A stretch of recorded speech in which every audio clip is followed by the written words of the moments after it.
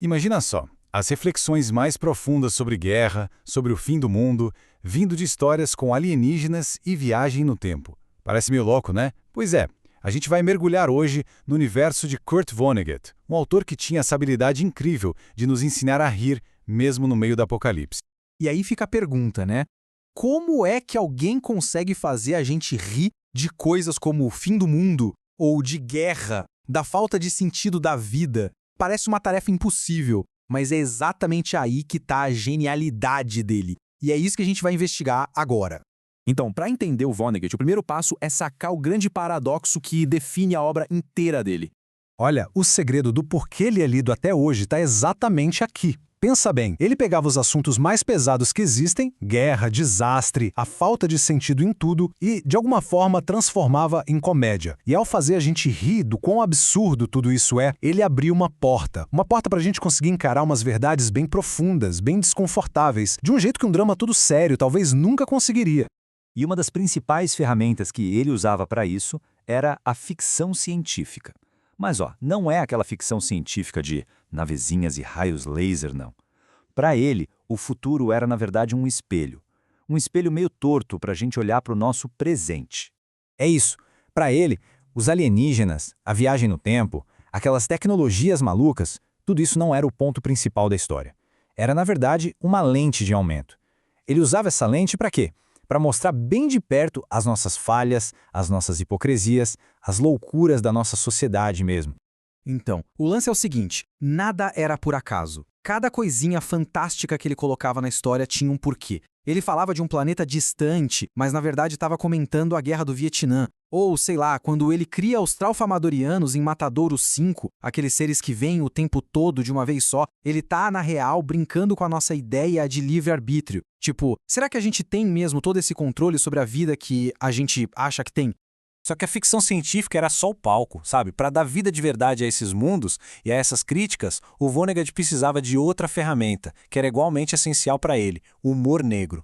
E vamos combinar, o humor negro é um terreno bem delicado, né? Mas o Vonnegut, ele era um mestre nisso. Ele não tirava sarro do sofrimento em si. O alvo dele era a loucura por trás das situações que causavam aquele sofrimento. É aquele riso que não vem da felicidade, sabe? É um riso de reconhecimento, de quando a gente percebe o quão absurda e ao mesmo tempo terrivelmente humana uma tragédia pode ser.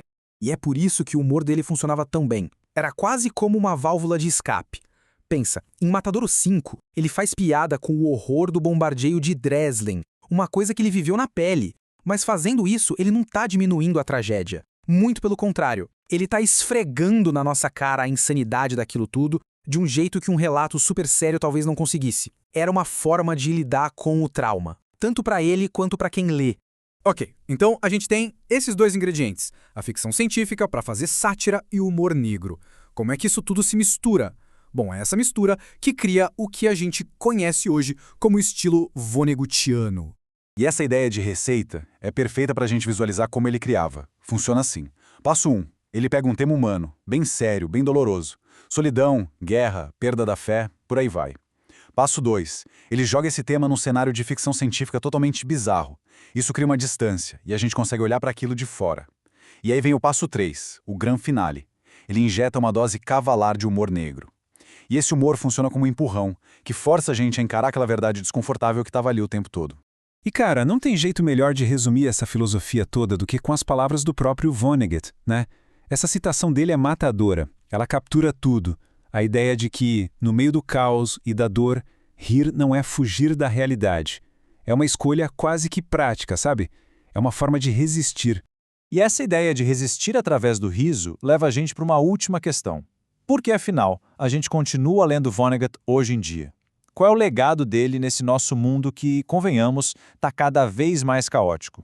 A verdade é que os temas dele nunca foram tão atuais. A gente vive numa era de desinformação, de polarização, de tecnologias que são incríveis e assustadoras ao mesmo tempo. Os livros do Vonnegut são quase um manual de sobrevivência. Um guia para a gente questionar quem está no poder, para desconfiar de resposta fácil para problema complexo. E talvez o mais importante de tudo, para a gente tentar ser um pouco mais gentil um com o outro, no meio dessa loucura toda. E, no fim das contas, a gente volta para a pergunta do começo. A obra toda do Vonnegut parece que aponta para uma resposta sim, que quando a gente dá de cara com o que é ilógico, com o que é terrível, talvez a resposta mais sã e, no fundo, a mais humana de todas seja simplesmente rir.